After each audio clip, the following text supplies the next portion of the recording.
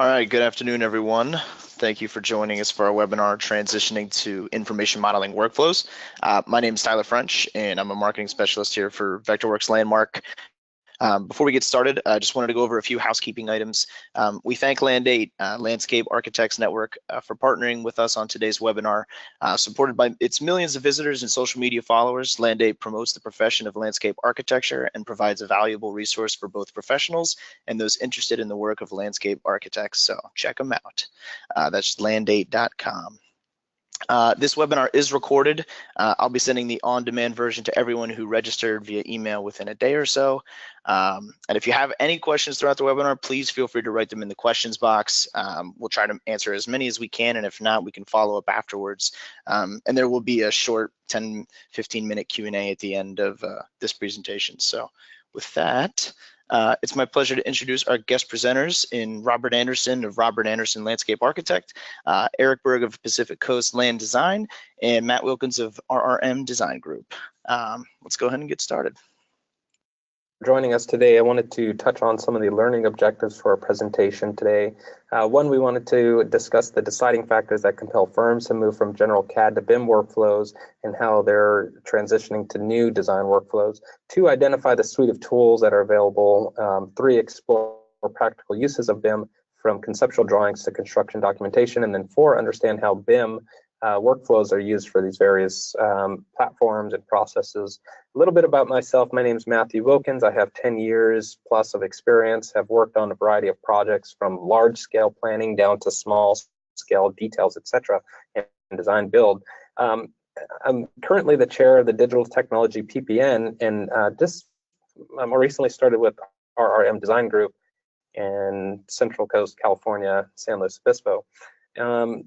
Just to touch on what the Digital Technology PPN is, we're kind of the forecasters of what's happening within the field. And anytime I give a presentation, I like to kind of set this foundation that there's this exponential growth, really, as we know with Moore's law of technology, and it's really allowing for, all this hardware and computing power that we can start to use now, really within the last 10, 15 years to do more integrated processes. And then on top of that, there's this sharing of information that's happening like no other really on kind of a global level of these various sensors, and all this information is really available at our fingertips to go out and grab and use. A few years back, I gave a presentation on geodesign and talked with Carl Steinitz on it, and looked at some of the scales there and then the different programs that are applicable there. I think it's really fascinating to see that there's really a mixing now of these kind of smaller scale CAD and BIM programs with larger scale GIS platforms, and we'll talk a little bit more about that today. Vectorworks kind of offers that mix. So what is BIM? A little history on it. Phil Bernstein first used the term back in the late 70s and early 80s, and then Jerry Lasserin helped popularize and standardize the term, and it was first implemented in 1987 by Graphisoft, so it's been around for a while. Here's a definition I came up with, that BIM is really a digitally shared process of data-rich 3D information organized to better inform key decision-making throughout design and construction. So from beginning to end, and it's really a process. BIM can also be defined on these various levels. BIM level 0 and 1 are these rudimentary forms that we're more familiar with, being CAD and kind of the SketchUp 3D modeling, etc. BIM level 2 and 3 are really true BIM, and BIM level 3, kind of going back a few slides, is really that exciting realm of kind of this integrated web service and sharing of information. BIM can also be defined in 7D, 3D we're familiar with, but then it also allows for scheduling, estimating, sustainability, design, and then facility management. BIM is really being pushed throughout Europe, and it really started in 2007 really, in some of the Nordic countries, and then more recently in Western Europe, and it's getting pushed even more so and mandated. So something to keep an eye out for. And the reason why is because there's a need to work both efficiently and effectively to solve these critical world problems. And we know of all the problems that we need to solve, and it comes down to the site level a lot of times. There is also this growing demand just really globally, and it's estimated that BIM will grow actually 20% between 2017 and 2022. So if you're into stocks, that's maybe something to keep an eye on. Here's another graphic that kind of defines the efficiencies of BIM. Number 4 is kind of showing the BIM workflow and how it can pull that time into the design and allow for more of a streamlined approach later on in some of the documentation phases, whereas the traditional kind of CAD and hand drawing type of workflow really has a lot of emphasis on kind of the center there of construction documents. There's a lot of time thrown into that. AIA also defines BIM kind of, again, as this process more or less than a specific program, and they talk about these interoperable platforms and protocols and links, etc. IFC being one of the dominant ones. So just wanted to touch on just kind of some of the software right now that's used in landscape architecture and the difficulties that firms are having in transitioning. We, as the Digital Technology PPN, issue a survey every couple years, and the most recent one kind of yielded the results that, again, AutoCAD and Adobe, SketchUp are kind of the predominant players there as far as what firms are using, but what that's requiring is this large ecosystem of all these programs, and a firm really has to be decisive on what they need to really function. And there's a lot of factors to that. One being office infrastructure, another staff knowledge, big one is cost, but ultimately the market demand is kind of the big thing. And if you're having a push, a lot of times firms will take that and bring it in to their office just to meet that demand. And really what that's kind of requiring is this very robust platform that allows for all these different things. And this is a graphic that shows the different BIM levels, but as you can see, to get into BIM level 2, Vectorworks Landmark really allows for all those different tools within their suite. And with that, I'll hand it off to Robert and Eric, and they'll talk a little bit more about that. All right, thank you. Thanks, Matt. I appreciate the introduction. So a little history on myself here. I've been practicing for 25 years, and currently I'm working as a consultant and contract employee for other landscape architecture and land planning firms. I'm currently in the New York City, and I'm a member of the New York chapter of the ASLA Executive Committee. My work has been pretty varied through the years, and has started out from the very beginning of everything being done by hand to working through CAD. And I initially learned AutoCAD. Gosh, I think it was called R13. It was the first with the graphical user interface, which was nice because prior to that you had to type every command. There wasn't, well, you had to type it, or there was a tablet thing that you had to pick the command on a sheet of laminated paper that showed all the different commands. It was quite the process prior to that, and the machines were always like these really expensive devices, and with the advent of the PC, that kind of matured and changed a little bit, so it became more affordable and more usable. So probably around 1996, that's when it kind of really started to hit in its stride. Currently, I've been in practice for 10 years. I've had my own firm, and I've also been doing BIM for just about the same amount of time. I'm registered in 6 states, and I'm CLARB certified. So what's some of the reasons why people switch? Well, the real reason you want to switch to BIM is the streamlined workflow.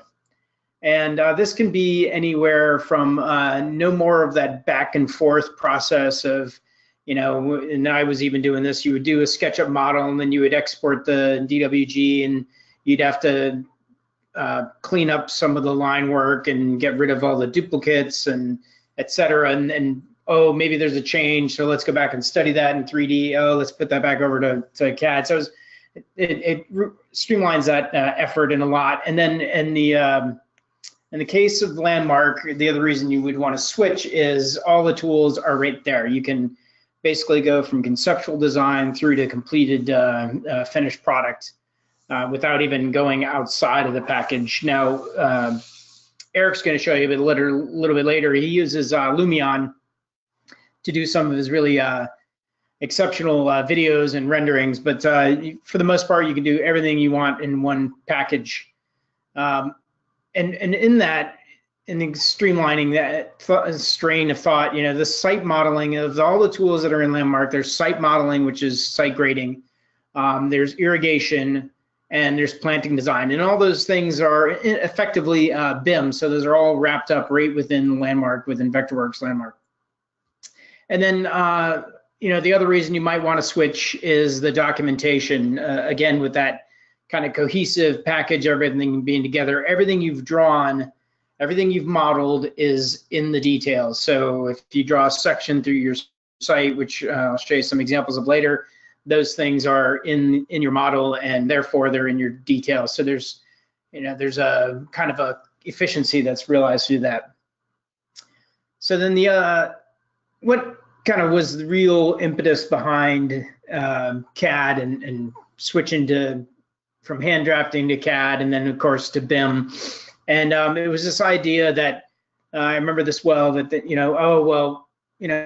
currently at the time when we did fees, it was all really kind of like super heavy ended on the CD production work, because it was very time intensive, very labor intensive, because if you made one change, you had to go back through all the other sheets and redraw stuff or re-annotate things. So there's this very complicated process at the end.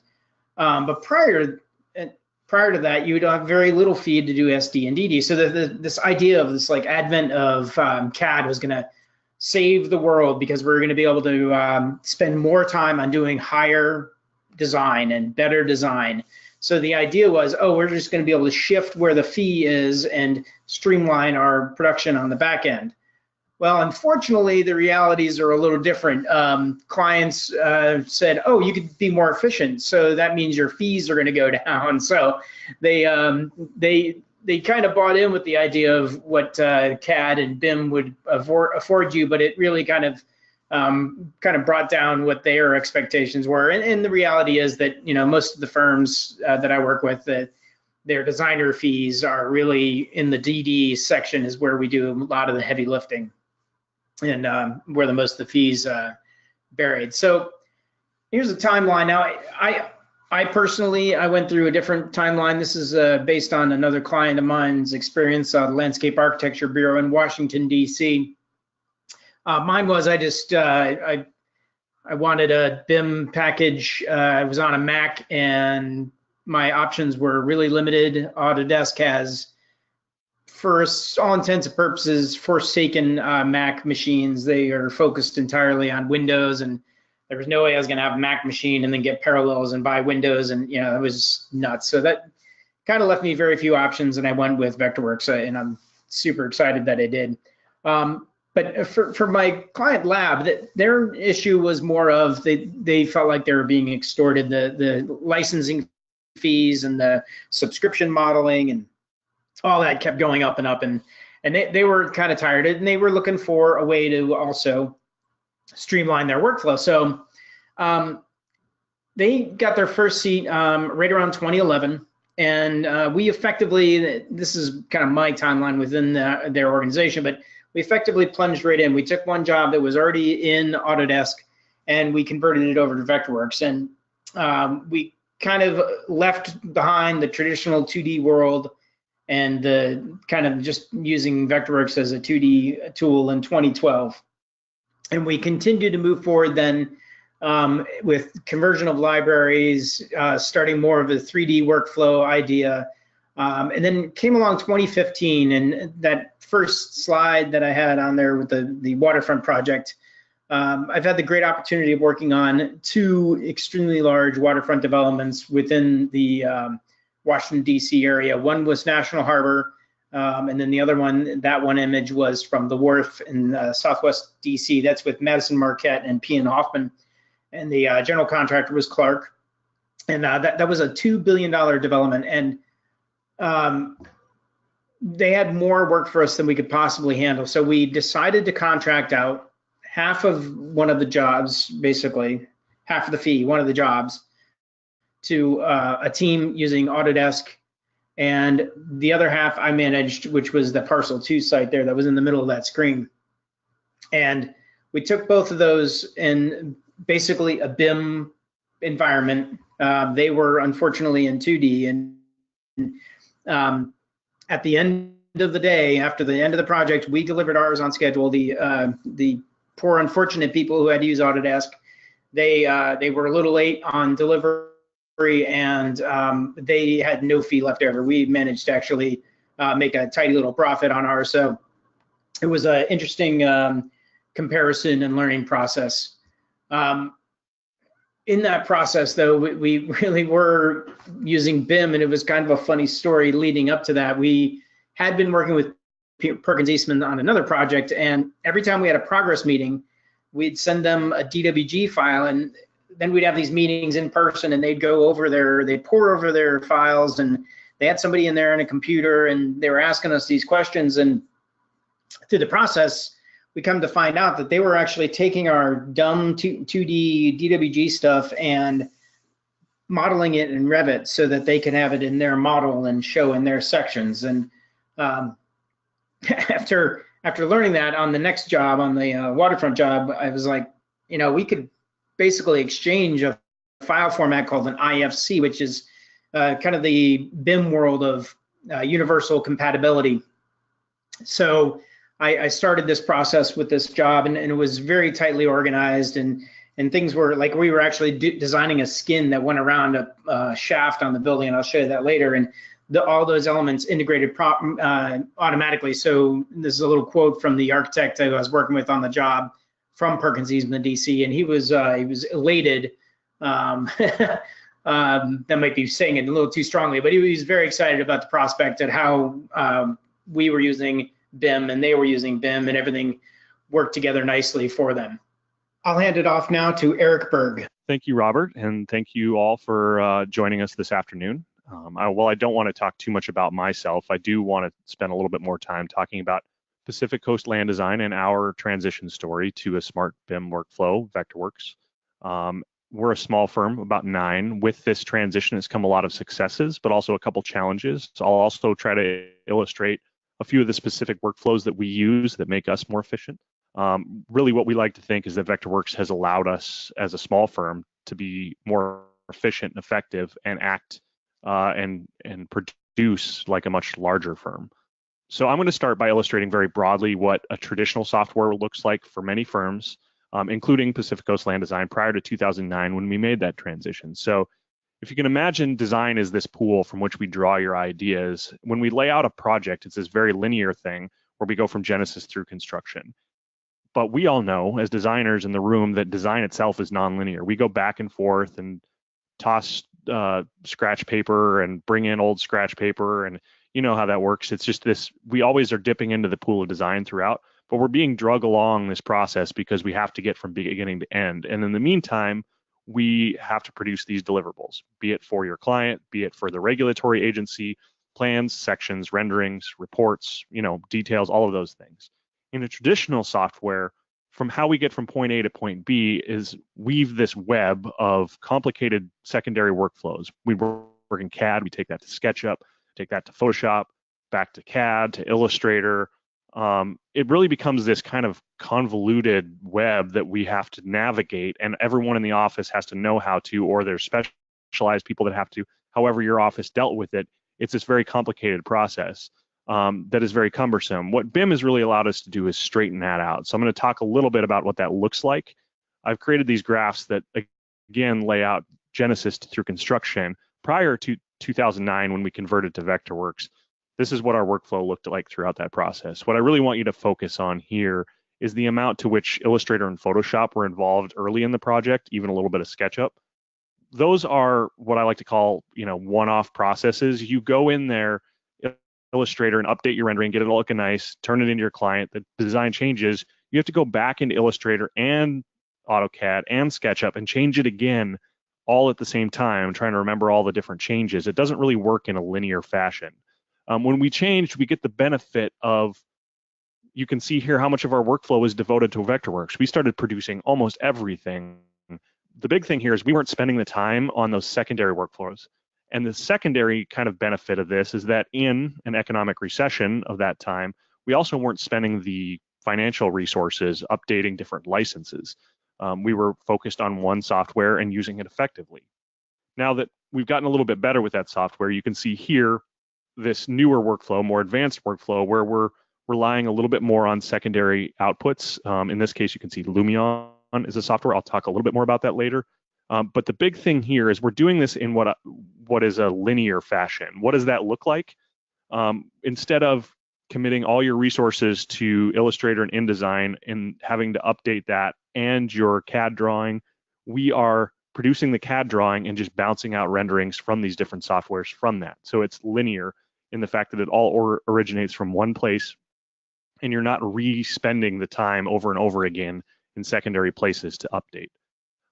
So instead of this convoluted web, we get a much more straightforward process. Okay, now what does that actually look like?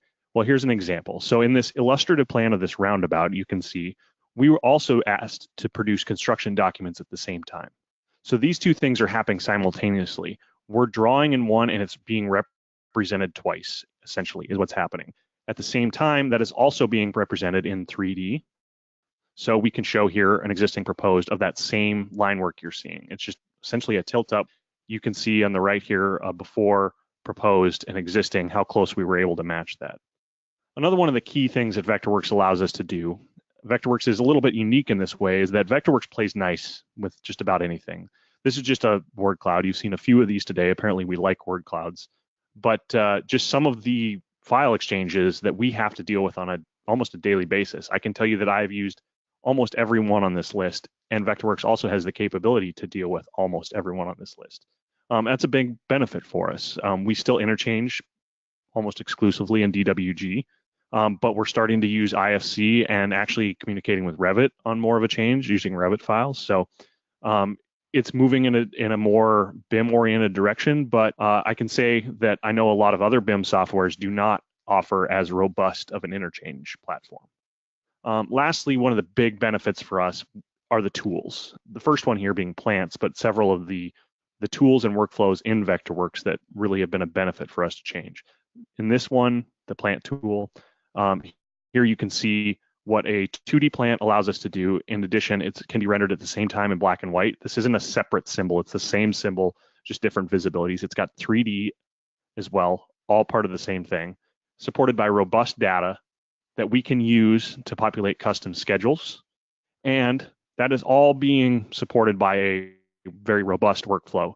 In this little video on the bottom right here, you can see us just adding new trees to a design. Once they're added, we can update the worksheet and see that we have a new quantity.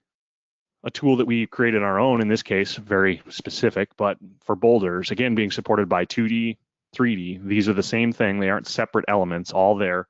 And then linking data to that, we can actually determine the volume of these boulders to produce quantity takeoffs for us in tonnage, which we need for our boulders, and then link that to a construction detail that goes into our plan set. One of the most exciting and the newest parts of Vectorworks in Vectorworks 2017, they added a whole irrigation suite, and it's really taken off since then. It's gotten better and better, and we're using it exclusively now on our irrigation stuff. Again, it's this idea of drawing elements traditionally that are supported by robust data. So in the case of irrigation, instead of flipping through the pages of that Hunter product book you have or that Rainbird product book you have, all of that's in the software now. They've worked with these manufacturers to embed that. So in this case, I'm looking at a Hunter i20 head, literally having all of the data for that Hunter i20 head at my fingertips to plug in so that the software can support that within its workflows. Again, here's another video just showing some of the irrigation workflows, placing a head, knowing its arc, and then using pipes to connect it. I can tell how many sleeves I'd want on that pipe run, connecting the heads, and then seeing real time what that's doing with the data that's attached to it. So notice it's calculating here. I can switch between the idea of design and calculated information, and also note that my flow just went from 11 GPMs to 15 GPMs with a subtle change. I can note that. In California, we have one of the strongest regulatory systems for water efficient landscapes, the Model Water Efficient Landscape Ordinance, MWELO as they call it, we have to produce this worksheet that you see here on every one of our plans. I'll talk a little bit more about how we do this later, but we've developed this workflow that allows us to do that with our design. So as our design updates, this worksheet updates and tells us whether or not we're in compliance or where we need to make changes within our design to meet compliance. Now, our transition to Vectorworks has not been without its problems. So I'm going to talk briefly, as Robert did a little bit, about some of those challenges that we're working to overcome. Now, I've plotted out here on 3 different lines. You can obviously see, since we have made this transition, our collective knowledge in the office has grown, as it should. We wouldn't be very good at our job if we weren't getting better. But as we do so, you can see some of the key points here. Our ability to generate larger and larger files, because we're better at the software, has just grown over time. It's this almost exponential growth where with just a little more effort, we're able to go further and further in design, which produces bigger and bigger file sizes. And as a small firm, we can only invest in computers and hardware and infrastructure so often to keep up with that. So after about 2013, 14 there, we kind of feel like we're always playing a little bit of catch up. It's a problem we deal with on a daily basis. How do we manage file size? What is too far is a question I still don't have the perfect answer to, because it almost depends on the project on a day-to-day basis. So with that, I want to take this opportunity to tell you a little bit about a couple of our projects, but moreover, some of the BIM tools and workflows that we use in Vectorworks on a daily basis for our project work. The 2 projects I'm going to focus on are Kellogg Park and Westview Village. Kellogg Park, the real thing I'm going to talk about on Kellogg is collaborative site modeling, working with our consultant team in a BIM fashion to develop a site model. A site model is what Vectorworks uses to talk about 3D terrain. So we work with their civil engineer who does a survey. They give us the survey points and we're able to quickly generate a site model. Now you can see it's represented both here in 2-dimensional and 3-dimensional bottom left at the same time. This is a key part of BIM workflows, is the ability to do both. We're able to analyze that site model, in this case for flow, pretty flat. Water's going everywhere because when we do a slope analysis, this turns out the site's pretty flat. You can see here we're able to set different thresholds for slope. In this case, we set them at 0.5 for water drainage, 2, 5, and 8.3% for accessibility. And the darker red and oranges and reds at higher thresholds for max slopes. You can see here there aren't any reds. It's a very flat site. We designed our project. Here it is in 2-dimensional CAD drafting. We started to work away with the grading of this kind of like a chisel, but using digital tools. The big digital tool we used on this project is the NURBS roadway tool within Vectorworks. It's a tool designed to design roadway and roadway gradients on a curved path. That being said, we don't use it for that. We use it to design slope gradients on a curved path. It does a very good job of mapping out slope gradients across a number of station points. And in this case, we needed, with this flat site, to cut away as little but still maintain flow. So you're seeing us map along this sand filter swale a precise 1% gradient in a couple directions across there. Similarly, we use the same tool to map out our circulation paths, but for accessibility. So a curved pathway is oftentimes a little difficult to calculate slope along. This tool does a very good job of that. So we maxed out the percentages at about 5% using this tool. And eventually what we get out of this is what we call 3D break lines or 3D polys in Vectorworks. These are nothing more than 3D polylines. They can either be contours like you see in some of the mounds, or they actually go vertically up and down like a path would for some of the paths. We interchange directly with our civil engineer using these 3D polylines, 3D break lines. They use Civil 3D. We're using Vectorworks. We interchange with a 3D DWG. He's able to build a surface model, is what Civil 3D calls it on his end, while we build a site model. Now, before you saw the existing version of the site model, here you see the proposed version of the site model after we've done our grading. We can analyze that proposed site model versus the existing for things like cut fill. We can also analyze the proposed now for slope. You can see we've added a lot more topographical variety to this site than what was there before. And still mapping our design now allows us to portray it in 3D. And this was kind of a critical breakpoint for us. Actually, this project was. Here you can see one of our final renderings in Vectorworks using the Vectorworks software for rendering. We found that we weren't getting the results that we were looking for because our designs were getting more and more complex. It's just kind of that challenge that I mentioned earlier. So we invested into one of Lumion, actually, which is part of a suite. There's many of them out there. These are just 3 of them that are built on an OpenGL render engine. They work like a video game, and they have the ability to produce renderings in dramatically less time. So after the modeling of this and the interchange, we interchanged our Vectorworks files. We do all the modeling in Vectorworks and interchange with Lumion using a collada file, .dae, and produce this rendering. This rendering actually rendered out in about 3 minutes. Another rendering of it like that. And here you can see the existing. This was actually taken yesterday. The site is scheduled to open on Saturday. Pretty exciting. We've been working on this one for a while. A little anecdote in the background there, you can see the scar of the Thomas Fire, California's largest wildfire that burned through here in December, about 2 blocks away from the park. Luckily, the park survived. The second project I want to talk about, Westview Village, I'm going to talk really a lot about worksheets. Worksheets are like the bulk of BIM, especially within Vectorworks, and the way to get at data, represent data, and start using that to your benefit. I show you the illustrative site plan. This is an affordable housing project of about 390 units. The main reason on this illustrative site plan is this process, this linear process I mentioned earlier. I'm going to show you a lot of breakdown exhibits of this project. This is never compromised throughout this process. We're able to update this continually as we analyze and produce different exhibits of the design.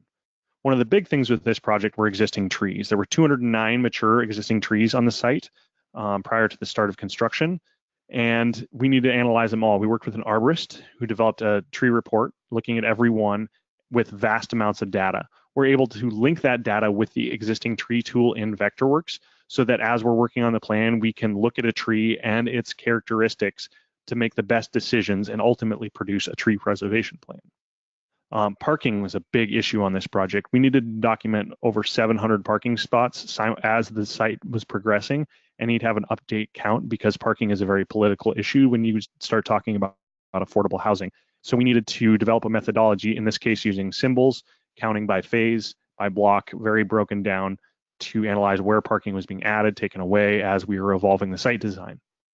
Water use in California is a huge issue. Ventura and Santa Barbara counties are the epicenter of the California drought. We're still in drought. And so any new development, any new proposed development needs to be able to provide backup of how much water it's going to use in order for it to get accepted.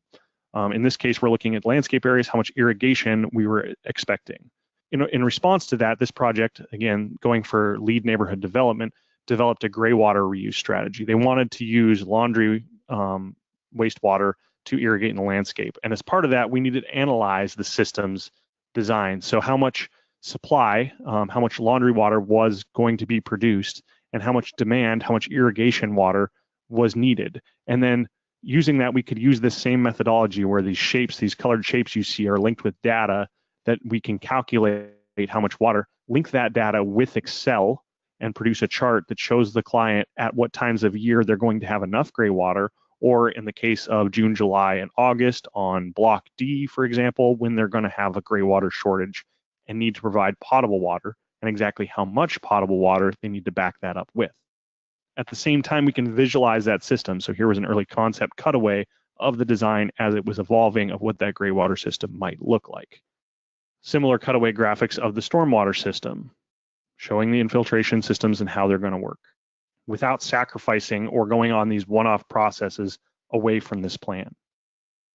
As I mentioned, going for LEED ND certification, just to showcase a couple of the credits and how we were calculating and documenting those. The open space credit, just doing a simple area calculation on these and being able to represent that as the open space area is changed, the totals change. Looking at tree-lined streets, looking at shade calculations both on area and on linear footages to meet this credit. And again, water use, just a kind of a spin-off of the water use calculation I just showed you a minute ago. All of these colored shapes are telling us how much water is necessary to irrigate these different areas. We also use worksheets throughout our whole process, including in construction documentation. I'm going to provide a couple quick examples of that. On this case, you see this revision worksheet. This is actually linking to revision clouds in the document that capture data on what was changed and when throughout the project. Our construction schedules are linked to callouts placed on the sheets that carry data for precise items, descriptions, detail locations in the plan set. You can see them here throughout. Those are all linked to both the previous legends you see, also the little truncated legends you see on the right. And there's an example of one of those clouds that carries data back to that cover sheet. Here's an irrigation schedule. Now I'm going to get a little bit into the details of our irrigation workflow. This irrigation schedule on this worksheet is a smart schedule. It is designed to update as we add new information, new components, new heads, new valves to our irrigation plan. The way we do our irrigation and meet those compliance issues I was talking about earlier are through these, for lack of a better word, blue shapes that you see moving in this little video animation on your right here. Each one of these blue shapes is tied to data, which you see a snippet of on the left, that carries data like the controller, whether it's gray water, irrigation efficiency, gallons per minute, hydrozone, plant type, you name it, you can attach it to it. Then you can use that data to represent in different ways. That data here is being represented graphically through the use of viewport visualizations, viewport data visualizations, which is a relatively new feature in Vectorworks that allows those shapes to be colored differently based on different data. So in this case, hydrozones, which produces a hydrozone plan. We also use that data, as shown earlier, to provide our detailed documentation, regulatory documentation for the Model Water Efficient Landscape Ordinance, MWELO. Here you can see those blue shapes are linked and being calculated here based off their different hydrozone types, representing their water use, irrigation method, efficiency, ultimately determining estimated water use and comparing that with the criteria. Gray water was also required by the jurisdiction on this one, so we needed to show them how much gray water we were using each month of the year, and if needed, how much potable. So you can see there in July, the 550 estimated gallons needed to supply the system in July based on our calculations. Another key thing for MWELO is irrigation scheduling. We can, per valve, tell, based on those same blue shapes, how frequently per week we need to run that station and how long it needs to be run based on certain criteria, without sacrificing our ability to produce nice, clean, legible construction plans. And then planting plans. The plant tool within Vectorworks is fundamental within Landmark and is a fundamental BIM tool. It really is tremendously powerful, but here you can see how we're using it to represent real-time plant quantities throughout the design. So with that, I'm going to transfer it over to Robert, who is going to talk a little bit more about some of his projects and experience with some of the tools within Vectorworks. So thank you very much. Thanks, Eric. I appreciate that. So Eric's covered over some examples of projects. Here's a few that I've worked on using BIM, and what I tried to do is demonstrate in as many different ways as possible. If you recall earlier on, I was talking about what BIM is within the context of software and able to use it. Digital terrain modeling would be one. This is the Washington Plaza outside of Reston Town Center. This is in Fairfax County. And this was a project that I was consulting to Carvello Good on.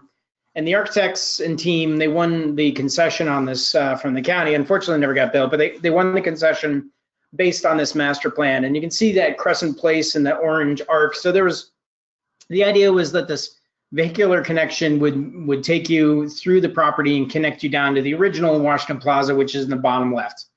Well, visiting the site with Bruno Carvello, I realized that things weren't as easy as they appeared. So we got an aerial survey. I had them give me the AutoCAD DWG file in 3D.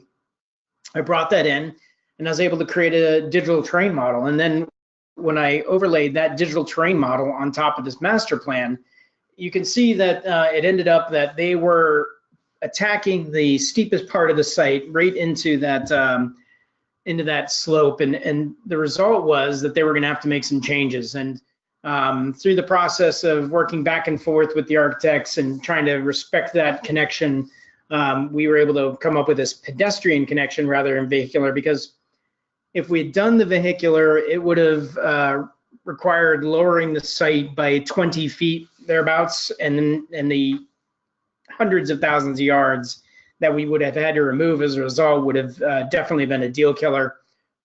As I'd said, though, it ended up being a deal killer anyway. So But again, the promise of BIM and one package and all this, one of the other things that we were able to do with this project was we were able to continue with other pieces of the project. So this is a board we did for a community open house where we met with the residents in the area, and we showed them these are the improvements that we plan on making for circulation, vehicular, pedestrian, multimodal, et cetera. Another example, here's 7900 Wisconsin in Montgomery County, Maryland. We were working with FX Collaborative now, and I was working with the Landscape Architecture Bureau, and we wanted to be able to do a demonstration of how we could help illustrate and understand land uses and the new massing of this building. So we got the shape files from the Maryland County, and we brought that information in, and with a marionette script, we were able to take from this plan where the proposed site is here, we're able to use this marionette script to query those shape files, and the result was this 3D model here with the extruded shapes represented by their land use with the colors. For those, planning geeks out there, orange is usually residential, blue and red, and the gray, unfortunately, I think that was a result of not having the land use assigned, or maybe it was conflicting. So, but this is just kind of an example of how Marionette and BIM can merge and create these other illustrations and demonstrations. As I mentioned earlier, in Wharf Parcel 2, this entire development is now open. I worked on the first building here, the far right. Here's an enlargement. The program changed a little bit, but in the bottom you can see there were these planters, and what the developer wanted to do is they want to do these community gardens, and we wanted to be able to demonstrate to them ways in which we could work with that. The other part of the project, though, is with that green area was looking at LEED, and the District of Columbia also has a requirement for green area ratio. So we were able to just use the same construction documents, everything, just run a different kind of query and create our quantity takeoffs for both LEED and green area ratios. Liberty Park, another example of just using, doing a land use study using BIM objects. So these are symbols that are, they're actually massing models within a symbol. So I was able to create these massing models and do this quick study for this client to show, this is, if you're just looking at it from the raw standpoint, this is your yield, and this is the kind of streetscape you will have with the result of the program that you've given me. So again, it's using BIM in a way that's a little bit different than what you traditionally think of, but it's still BIM because it's has objects with information embedded in it. Another example is Quantico Center here in Prince William County, Virginia. This one I'm working directly with an engineer, and he's working in Autodesk and I'm working in Vectorworks. So he sends me his DWG files. I reference those in, and I created all these plant materials and shapes. And as Eric had demonstrated with the plant materials and the irrigation shapes, is we can identify or create these planting areas, and those can be linked and have a worksheet that you see in the upper left that will take off the areas, and those things then can be combined into creating these very complex integrated systems. Here's an example of how the plant query works in creating a takeoff for the shrubs and understory trees and canopy trees. This was part of the whole plan where we had to continually update and go back and forth on what the actual coverage was required by the county. So having BIM and having intelligent objects, we're able to streamline our workflow, create these linked worksheets that if you updated the number of trees, well, that would update in this worksheet once you recalculated, and you can see if you were hitting the yield. So gone were the days of going through a plan, highlighting and checking our spreadsheet and all that. It's all integrated. Back to the wharf. One of the things where I was pointing out there, that planter. So this is an early concept model that we did. It's just a simple set of extrusions and some shapes, and I wanted to show the client what we were thinking of how to build these things, and they liked that. So we moved on to the conceptual design from that very schematic thing, and we had a meeting, and as a result of looking at this and talking about some of the details, we flipped some things around, and one of those was changing the angle iron to be turned around and having those webs as a different gauge of metal. But once you've made the model, you can create these viewports that are linked, and you can have sections through those models that are linked, and you can have all these things linking to viewports and to sheet views. So, if you modify or change something in the model, all that view will change and update. Detailing is also taken care of, like this is a blow up of that corner rail that people will be able to sit on effectively. And there's the new detail for the community planter. And all these things are connected, and they also have intelligence with them in some ways. I can attach a record to this planter and tell you how many yards of soil are needed for each one, and then we can run a query and have a spreadsheet that says, oh, you're going to need X number of yards of potting soil for all these planters. Another quick project here. This is a private residence. This is actually my next door neighbors here in Long Island City. And they wanted to build a pergola, and they wanted to make sure that their pergola gave them the maximum amount of shade. So I modeled it, and I created this quick animation using the Heliodon tool within Vectorworks. And you can see it quickly spits out this animation, and demonstrated to them, hey, we're getting the maximum yield possible out of what we're designing. So they really like that. One of the things I learned early on, though, is don't get too mired in like modeling everything, putting in 3D bolts, putting in 3D brackets, because that really just started to bog down the drawing. And you don't really need to show all that stuff. You don't do it when you're doing 2D drawing, so why get into all that? But you can see that model is the same one that's shown in the top left of this sheet view. And I can change how the viewport displays that. I can change where the cutting plane is on that thing because it's a hybrid object, but I have sections cutting through it, and you can see they're linked to other viewports, and those viewports have sections through them that are linked to other viewports. So much like architects have been able to leverage for years now, and in AutoCAD you could do this, but now it's with the BIM and all that, it starts kind of coming together in a way that we haven't been able to appreciate before. And as I was talking about with the 3D modeling, I eliminated the idea of like showing every hardware in 3D, and now I just annotate it in the sheet view that you see here. But you can go through and model everything down to the nth degree or not. And you can see I've been able to consider detailing how the edge of the bench is treated, etc. Here I was going to show how not every piece of material has to be what it is intended to be. This is actually the insulation tool, and I use it to show drainage boards. It's kind of a simple little fix, and you can adjust the variability with that as well. So that's kind of the nutshell of changing projects and demonstrating how we can work within the parameters of the software and using BIM to leverage gathering information for worksheets, etc. So with that, I'd like to hand it back to Eric.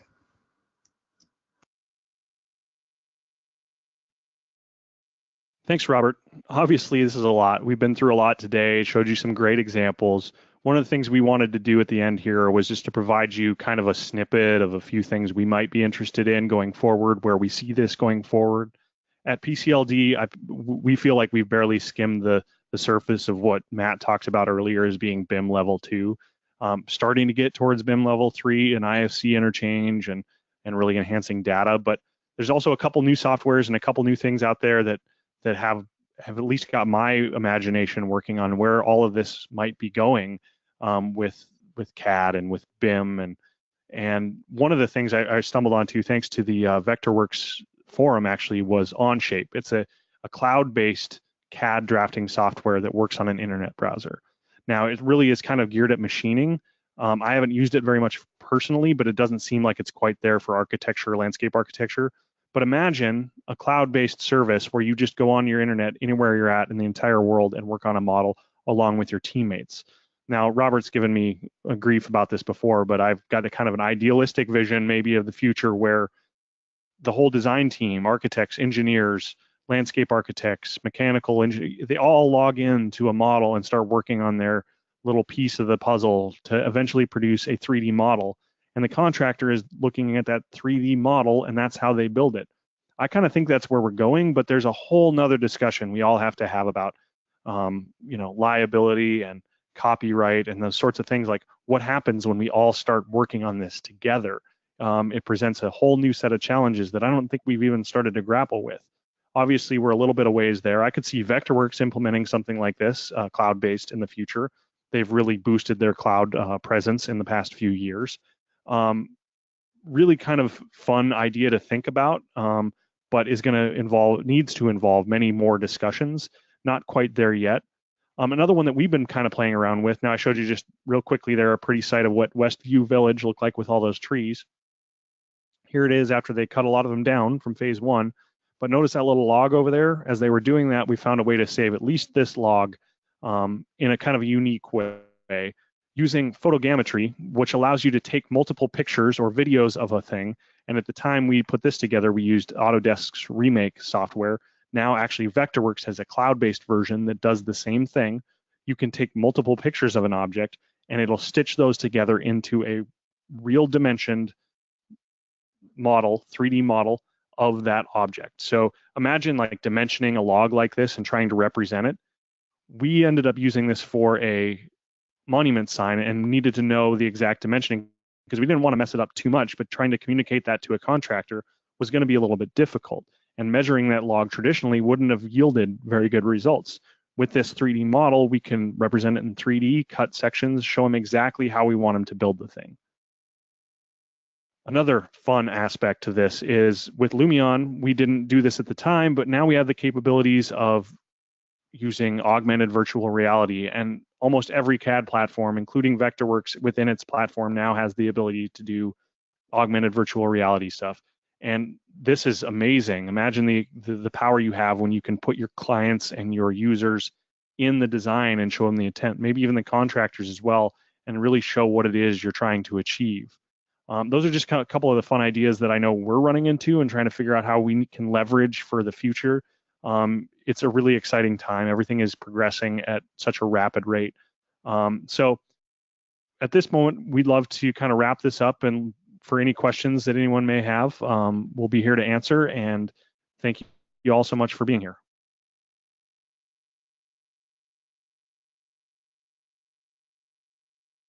Okay, so this is Eric Gilby, and I just was kind of tuning in as well, and I'm going to participate in the moderating side of this, at least for a little bit, but I wanted to give the panelists time to kind of make their microphones available so that when we go through some of these questions that they can respond. And there's a couple questions that have come in so far I think are worth bringing forward. And one of those I can answer, and this is by Chris Wales, who's asking about whether or not the functionality they were seeing was available in the landscape version or designer version of Vectorworks. And Chris, yes, you're correct in both. And then even in some cases with the architect version, some of the things that you were seeing was also available there as well. But Landmark and Designer both are capable of managing the functions that were presented from the users today. Let's see here. Eric, this is Robert. I'm going to chime in real quick. I've had an exchange here with Debbie Glicksman.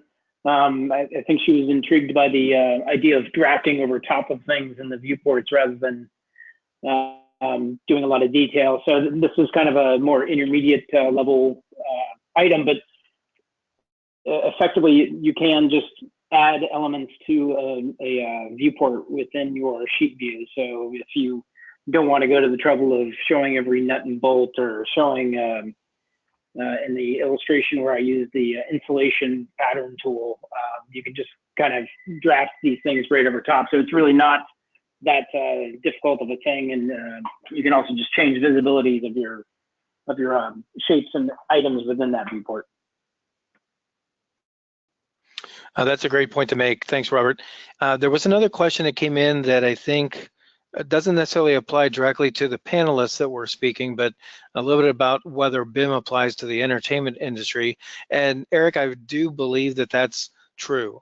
Whether or not they refer to this as BIM workflows, really the idea of working with smart objects that are representative in 2D and 3D and reporting to worksheets is really about what we're talking about, the connectivity of detailed and other kind of referenced drawings to other aspects in the drawings.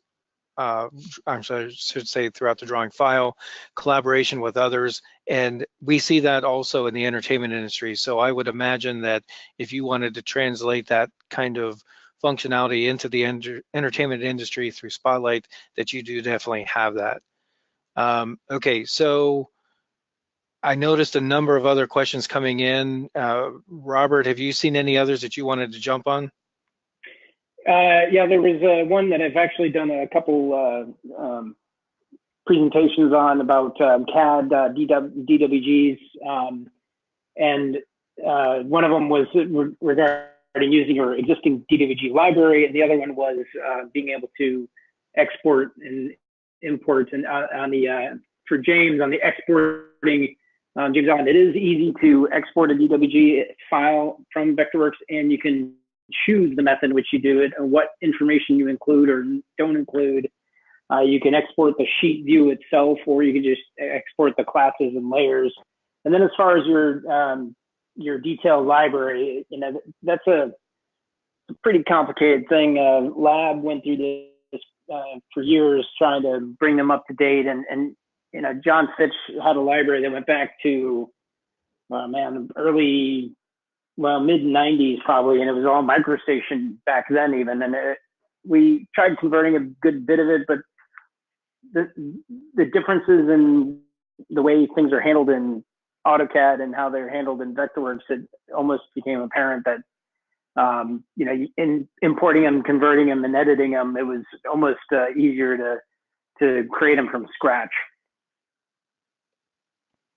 Okay, another comment that came in from Justin was asking about VW's version of photogrammetry, and that's a great question, Justin. Actually, this has become more made available in Service Pack 3. So if by chance you're looking at the Vectorworks website and you want to learn more about the Service Pack 3 that just recently came out, that's where you can be able to learn a little bit more about that aspect of photogrammetry, taking pictures of a three-dimensional object and making it kind of represented within that model form. So yeah, check out the write-up on Service Pack 3 and you'll be able to get more to that. Thanks, Eric. I was going to jump in on that one too. I believe that that's available through cloud services through Vectorworks now. So that's how they're handling a lot of the processing power. And he's right, it is through Service Pack 3. I haven't played around with it yet, but I'm excited to. Yeah, I can tell you that we've had a couple people trying that. It's definitely a trial and error kind of situation. You know, if you decide that you're going to take photos of something and stitch them together, the more photos, the better.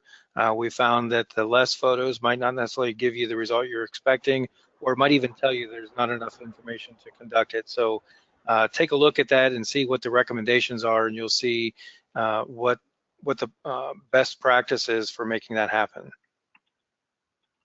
I'll try to jump in on one here. I saw Samuel Corchado asked about how to integrate background photos into your renders. When we were doing renderings with Vectorworks, we were using, remind me, Eric, what's the photo stitch platform that Vectorworks has now? It's built within. Image Match, is that what it is? Camera Match. Camera Match. So we had a picture, an existing picture of the site, that through the Camera Match tool, it would allow you to measure and diagram that site and then essentially stick it in the background. So for example, the roundabout existing befores that you saw earlier were done using that tool. Whereas now it's a much different workflow when we're using Lumion, and I won't get too into the specifics on that. Did you guys already address James's question about exporting DWG via sheet or design layer? Yeah, we did. Okay. That's what I thought. Sure. Looks like we're about on the next. We are. Well, if you guys want to try to more question, and then we can always invite people to contact us later. Yeah, sure. Eric asked, where can I find gurus in this space to learn from? Well, you've got 3 of them on the phone right now. That's a start. Our contact information is on the presentation, but also I would highly recommend the use of the Vectorworks user forum, which is a great place to go and learn about just about anything. Vectorworks has some very passionate users that all chime in at any given time on any given topic, and it's a great place to just learn. Yeah, I would say, this is Matt. Oh, go ahead, Robert. All right. I was just going to say, and kind of reiterate what Eric's saying. I'm on the forums as well, and you'll even, if you get stuck on even marionette stuff, people will actually like solve the problem for you. It is great community, and like I also, this is my job, is what I do. I do training and helping people solve problems with their technology. So that's self-plugging right there, but yeah, reach out to us and we'll help you out. Yeah, Eric, I was going to ask real quick. The same. Go ahead, Matt. Yeah, I was just going to reiterate what you guys said. Don't be afraid to post things on the forum there. I mean, there's a lot of good conversations in the threads right now. But if there's anything else that comes up, I mean, I do that. I'm still, I've messed around with Vectorworks and played around with it quite a bit, but I go to that and, there's a lot of information you could pull just from that. And then both Eric and Robert are gurus in this, so pick their brain. I know there's a lot of others that could help out as well. Eric, I was going to ask you real quick, is there a way we could take down these questions, some of the ones we didn't answer, and provide those back to the users? Hey, it's Tyler again. Eric had to jet real Hey, quick. Tyler. Okay. Yeah, absolutely. So go to kind of record question, and I can export that and hand them out to you guys if you want to follow up. That'd be great. Yeah, we'd love to do that. So if we missed your question, we'll follow up with you. Does your mom and dad tell the Right. Well, that's that for today. Thanks all for joining us. Again, if you missed any part of the presentation, if you want to watch it again, absolutely, an on-demand version will be emailed to you within 24 hours or so. So thank you again, and thank you, Robert, Eric, and Matt. Yeah, thanks, guys. Thank you. Take care.